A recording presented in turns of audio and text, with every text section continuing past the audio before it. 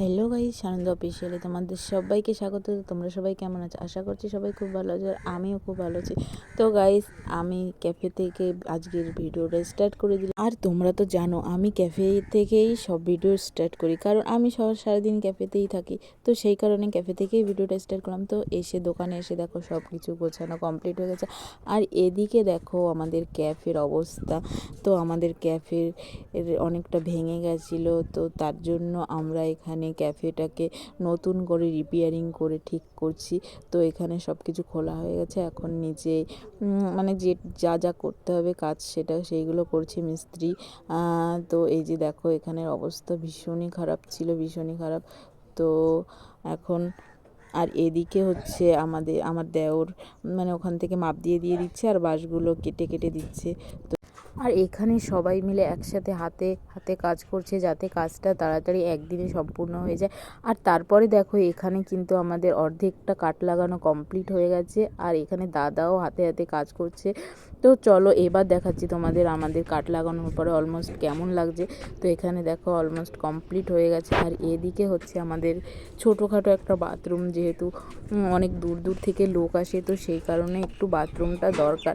তো এখানে যে সন্দীপের বাবা আর আমার দেওর মিলে দুজনে বাথরুমটাকে ঠিক করছে। তো এই যে এইদিকে এখন দেখো বর্তির বিলের ভিউটা জাস্ট এরকম, চারিদিকটাতে পেঁয়াজ লাগানো হচ্ছে। আর দেখো কথা বলতে বলতে আমার মেয়ে কিন্তু আর ও নতুন সাইকেল চালানো শিখেছে। তো সেই কারণে দেখো পুরোপুরি সিটে বসতে পারছে না, ও নতুন সাইকেল চালানো শিখে আমাকে দেখাতে এসছে। আর এখানে আমাদের বসার টুলটা না মানে একটা কাঠ উঠে গেছিলো, আর আমি সন্দীপকে বলেছিলাম যে তুই যদি এই কাঠটা লাগাতে পারিস তাহলে আমি তোকে বিরিয়ানি খাবো। তো যেমন কথা তেমন কাজ, সন্দীপও লেগে পড়লো ওই কাঠটাকে লাগাতে। তো অনেক পিটাপিটি করছে ও লাগাতে পারবে কি না, ঠিক আছে। তো আমি বললাম যে তোর দ্বারা এই কাজ হবে না। তো ও বললো আমি এই কাজটা করেই দেখাবো। তো ও ওইদিকে কাঠে ব্রেক লাগাচ্ছে, আর আমি এদিকে কাস্টমারদের সামলাচ্ছি। তো ও তখন থেকে কাঠের উপর ব্রেক পুঁতেই যাচ্ছে, কি জানি কি করছে, দেখি কখন কমপ্লিট হয় কাজটা। আর এদিকে আমি সকাল সকাল আগের দিন যে জামা কাপড়গুলো আমি কেচে রেখেছিলাম, তো সেইগুলো শুকায়নি।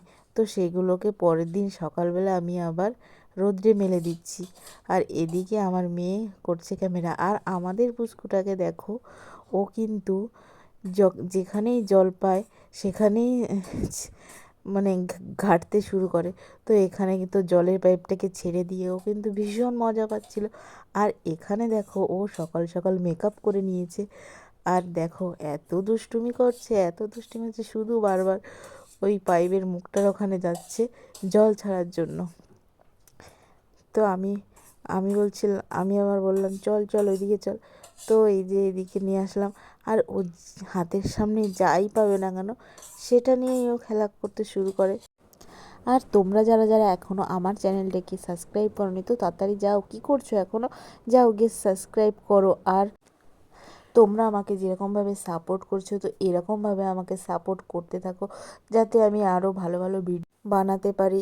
তো বন্ধুরা, আজকের ভিডিওটা এই পর্যন্ত। যদি ভিডিওটা ভালো লাগে like, comment, share and subscribe করে আমার পাশে থেকো।